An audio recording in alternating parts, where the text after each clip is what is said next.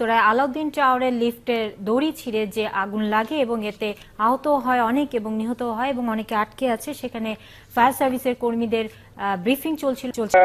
ঘটনা হয়েছে এটা আমরা পূর্ণভাবে তদন্ত করলে এটা জানা যাবে আসলে এক্স্যাক্টলি আসলে কিভাবে সেই কারণে এটা হয়েছে।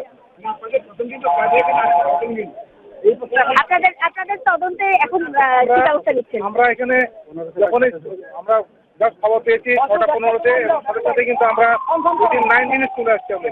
আপনাদের তদন্তের কি ব্যবস্থা করছেন আপনারা? আমরা এখানে অলরেডি ফায়ার সার্ভিসের তদন্ত করছি একটা অলরেডি, তবুও আমরা একটা যৌথভাবে একটা এখানে সিটি কর্পোরেশন তারপরে ফায়ার সার্ভিসের পুলিশ একটা আলাদা তদন্ত টিম হবে। আমরা মেয়র মহোদয়ের কথা বলেছি, উনি অলরেডি একটা অর্ডার দিয়েছে এটা করার জন্য। আচ্ছা, মানে এখানে 2012 সালে একটা অভিযানের ঘটনা ছিল এবং সেই ঘটনার পর কিন্তু এই ভবনটির যে অভিযোগ রকম ব্যবস্থা সেই ব্যবস্থা কিন্তু আপনারা চেক করার জন্য বলেছিলেন। তারপরে কি পদক্ষেপ, এখন কি পেলেন? এখানকার অগ্নিনির্বাপক ব্যবস্থা কি ঠিক ছিল?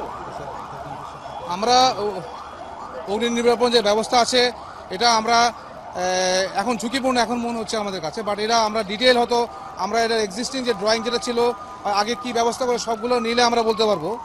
বাট এখন আমরা যেটা অ্যানামোলি যেটা পেলাম যে বেসমেন্টে হয়তো কিছু এখানে স্ট্রাকচার হয়েছে সেটা হয়তো প্রয়োজন ছিল না আসলে, যার জন্য ভিতরে এখানে পাশে মসজিদ বেসমেন্টে এবং অফিস টফিস ছিল যেটা আমি মনে করি যে খালি রাখা উচিত, মানে সেফটির সাপেক্ষে আর কি।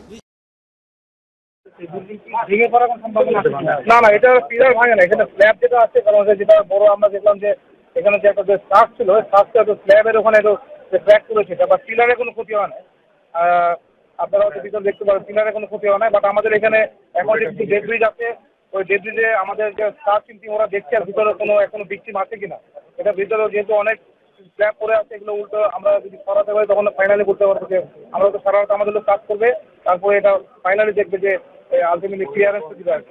সেটার মধ্যে কিন্তু আমাদের রাজুকে বইটা টিম আসছে এটা ডিটেল দেখার জন্য, স্ট্রাকচার সেফটি কনফার্ম করার জন্য।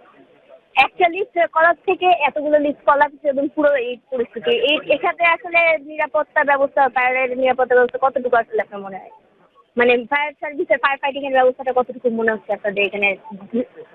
আমাদের যেটা হচ্ছে বলা হয় এটা অনাকাঙ্ক্ষিত ঘটনা, যেটা ঘটনাটা হয়েছে একটা এটা আমরা তদন্ত করেই বলতে পারবো। যখন ঘটনা অ্যাক্সিডেন্ট হয়েছে খুব কুইকলি এক্সপ্লোশন এটা হয়েছে ঘটনাটা, এর সাথে সাথে কিন্তু অন্যান্য ফার্স্টে অন্যান্য আসল লিফটগুলো কিন্তু যে আপনার অন্যান্য এই লিফটগুলোর দরজাগুলো